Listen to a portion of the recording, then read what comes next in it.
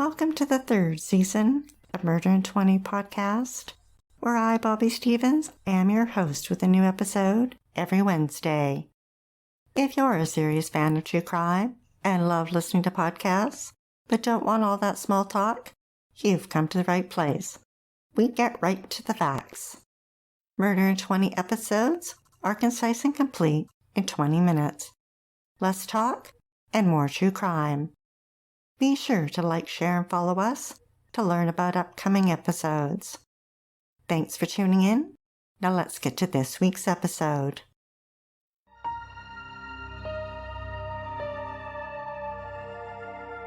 Every spring, excitement mounts across the country as people attend the county fair. Visions of rabbits and cows amongst the hay. The smell of cotton candy and mini donuts wafts through the hot, humid air. The carnival games attract players to their booths with stuffed animals hanging from the walls, and the carny yelling out, "We got a winner!" Games of cards and dice that entice players to think a win is easy. Tables and booths where people sell their wares. Need an overpriced cowboy hat or a bright colored t-shirt you'll only wear once? This is the place to get it. The midway ride spinning and churning stomachs, the dizzying colored lights at night, the flash, twist, and whirl, to the music pumping. Traveling from town to town throughout the warm months from spring until fall, the Carnies set up the rides, the booths, and the attractions. Then take them down and travel to the next town and do it all over again. But this is what they signed up for. Some are misfits who found a place to belong. Some are running from the law, and some use it to escape their past.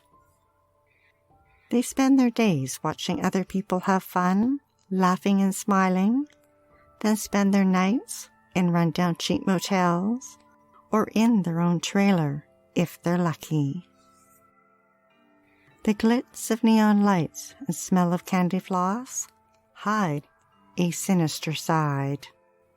One where children and adults attend the fair, then disappear. In 1980, 17-year-old Randy Sellers went to the Kenton County Fair in Kentucky. He ended up intoxicated and got into a fight. The police were called, but instead of taking him to the cells, they decided to drive him home. A mile from his house, Randy asked to be let out to walk the rest of the way so he could sober up a little before walking in to see his parents. The officers obliged. Randy never made it home. Then, in 1981, Cinda Pallett and Charlotte Kinsey attended the Oklahoma State Fair. For the first time, their parents had allowed the two 13-year-olds to go on their own.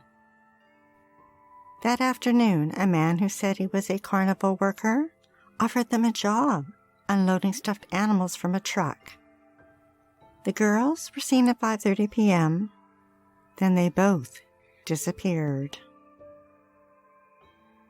In the summer of 1986, 14-year-old Jeremy Bright and his younger sister were visiting family in Myrtle Point, Oregon, when they attended the Coos County Fair and Rodeo.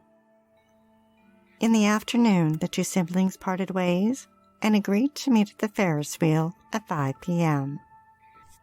Jeremy never made it. Alfred Carpenter was born in California. His future wife, Pauline, was from Kansas. The couple married in 1986 and had 6 children, a boy and 5 girls. Alfred's nickname was Sonny. He and Pauline worked at the Boeing plant for years until their retirement. But they weren't going to spend it sitting around. They decided to travel, but not in the usual sense of hopping on a plane and sitting on a beach. They wanted to stay active and decided to spend their summers traveling across the state and selling wares at county fairs. The Messenger-Inquirer described how Sonny renovated a trailer into a pop-up shop for them to take to the fairs. The couple traveled for many years.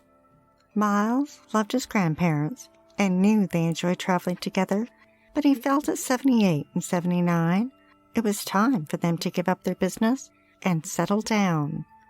After all, they had 23 great-grandchildren to enjoy. Miles can still remember when he was 16 and going to the hospital for surgery. He was nervous and asked his grandparents to go with him. They made sure they were there at 6 a.m. and stayed with him until he woke up.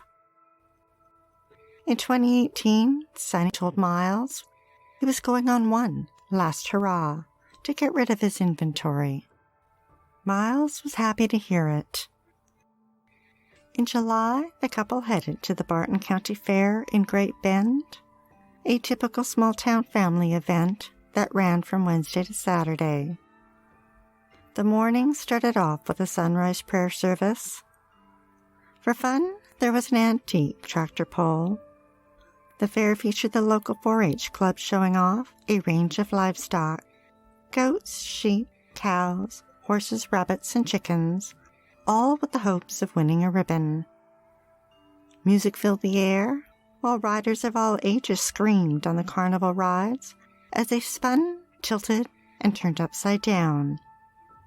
And for those seeking to spend their allowance or some extra cash, there would be arts and crafts tables and booths for vendors like Sonny and Pauline, who were there selling jewelry and purses. After they arrived at the fair, Sonny talked to his cousin Marshall and said there was a good turnout of people and that this was the last year doing the circuit. Working at the fair was an eclectic mix of Carnies. Kimberly Younger and Michael Fowler were both from Florida. He had a criminal record going back 30 years for burglary and auto theft. Rusty Fraser hailed from Aransas Pass in Texas, and Christy Tenney was from Santa Fe. Kimberly and Michael had become an item of sorts. In her mind, Kimberly made up what she called the Carnival Mafia. The Virginian Pilot reported that she claimed she was part of the organization and that it was involved in money laundering and even murder. Over time, she convinced Michael and Rusty that she knew its leader, Frank Zajac. The men didn't see any reason to doubt her, but in reality, there was no Carnival Mafia and no Frank. Kimberly invented him and used her cell phone to set up a fake Facebook account. Pretending to be Frank, she sent messages to Michael and ordered him to carry out a murder. Frank convinced him that it would be his blood to get into the Carnival Mafia. For his initiation, they needed to find a victim, someone who would be easy and not put up much of a fight. Michael and Frank looked around at their options and selected their target, an older couple working at the fair.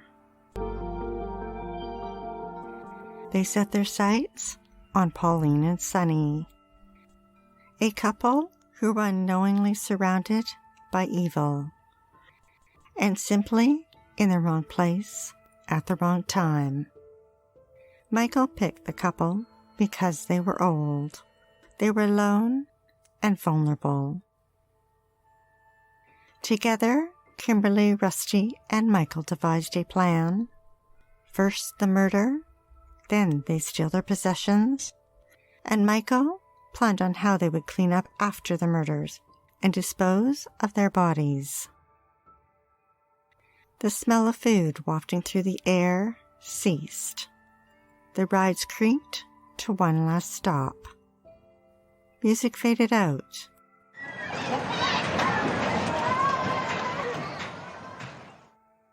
And the neon lights went dark as a crowd filed out between the gates. The fairgrounds were quiet. Early Saturday morning, the three crept up on Pauline and Sonny's truck and camper that was parked beside their trailer. Court records revealed that Sonny was already up and outside, while Pauline was still inside sleeping. Kimberly distracted Sonny by luring him to a space between the camper and trailer and talked to him about the possibility of him selling them. Then Michael snuck up behind Sonny and put him in a headlock, pulled out a large knife, and tried to slice his throat. But Sonny surprised him and resisted. The two struggled. Rusty knew he had to do something. He stepped in and stabbed Sonny in the chest.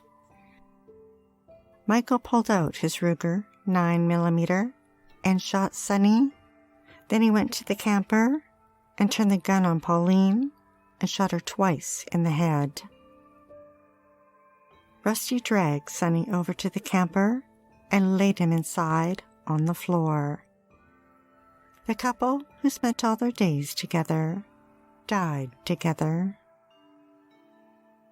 At 2:30 a.m., Michael sent a Facebook message to Frank saying, "It's done. They're dead." Frank replied, "Good job. Now get out." Michael replied, "I'm trying to calm down right now."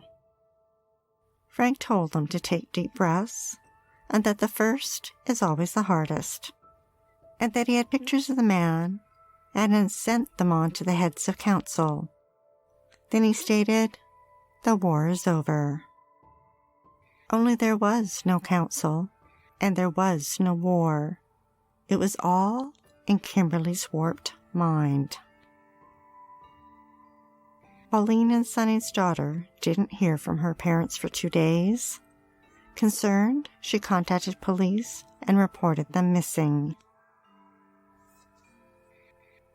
2 days after the murders, the threesome, along with Christine, drove the truck, camper, and trailer 320 miles to the Ozark National Forest near Van Buren, Arkansas. The Democrat Gazette reported they drove down a dirt road into the forest until they found a dry creek bed. They buried Sonny and Pauline in a shallow grave and covered them with rocks, dirt, and pieces of wood. Then the foursome headed to Van Buren and holed up at the Vista Hills apartments. Kimberly made a spaghetti dinner for everyone. They laughed while they ate and acted like nothing happened. Now for the twist. Christine was terrified of the threesome and called her sister and told her she was being held hostage by kidnappers and that they'd killed 2 people and stolen their RV. Her sister called police and they responded immediately. They found Christine and she admitted that she'd lied. Kimberly refused to give officers her name, which made them suspicious. Police looked around the apartment and found the costume jewelry Sonny and Pauline had been selling at the carnival. Then they noticed a camper with a bullet hole in the parking lot. Inside, they found garbage bags that contained Pauline and Sonny's clothes, and a heap of paper towels covered in blood, and 2 9mm spent shell casings. Police took all 4 in for questioning. The first to break were Christine and Michael, who told them where they would find Sonny and Pauline. Later, Kimberly told them where they could find the Ruger 9mm. Police reviewed the Facebook messages from Frank and discovered the messages had come from an account on Kimberly's cell phone. They shared that information with Michael. He was surprised to learn that the messages he thought came from Frank were actually from Kimberly. And he commented, "She had me suckered the whole way. I just threw my whole life away." In Arkansas, Kimberly, Michael, and Rusty were charged with theft and tampering with evidence and abuse of a corpse. They were extradited to Kansas, and in December, Kimberly, Michael, and Rusty were charged with capital murder. Kimberly was also charged with conspiracy to commit murder, criminal solicitation, and theft. Michael was also charged with theft. Their bail was set at $1 million each. For her part, Christine was charged with 3 counts of obstructing apprehension and sentenced to 59 months. Rusty was sentenced to life in prison without the possibility of parole for 100 years. Kimberly was sentenced to life without the possibility of parole on capital murder, plus an additional 20 years for conspiracy to commit murder, solicitation to commit murder, and theft. Her sentences are to be served consecutively. Michael was charged with capital murder, premeditated murder, and theft. He pled guilty. At his sentencing, court records state that the judge in part said, "It was planned. It was premeditated. It was done for the purpose of stealing property, getting money, or perhaps joining a gang or mafia. Those are the choices you made." He sentenced Michael to 100 years and ordered that the 50-year sentence for the murder of Mr. Carpenter is to be a hard 50. The judge continued, "I'm going to run that consecutive because it was 2 separate crimes that could have been precluded and prevented." And to Mrs. Carpenter, that would also be a hard 50.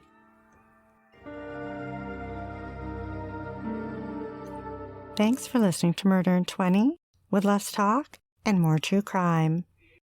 Be sure to tune in next Wednesday for the episode of Daniel Brophy. Once a successful businesswoman, Nancy and her husband Dan were in a financial mess. She began to write romantic novels with a dash of murder suspense. With retirement looming, she turned her fiction fantasy into reality. We'd like to acknowledge Purple Planet for use of their music, sound effects from Fastlane Studios, and Quick Sounds, and our many editorial sources who are listed on our website. If you're dying to hear more, past episodes of Murder in 20 are available for free at murderin20.com and on all major podcast platforms. Be sure to like, share, and follow us to learn about upcoming episodes every Wednesday. And feel free to leave a 5-star review on any one of them, or all of them. We're not shy. Stay safe, sleep with the lights on, and don't play with strangers.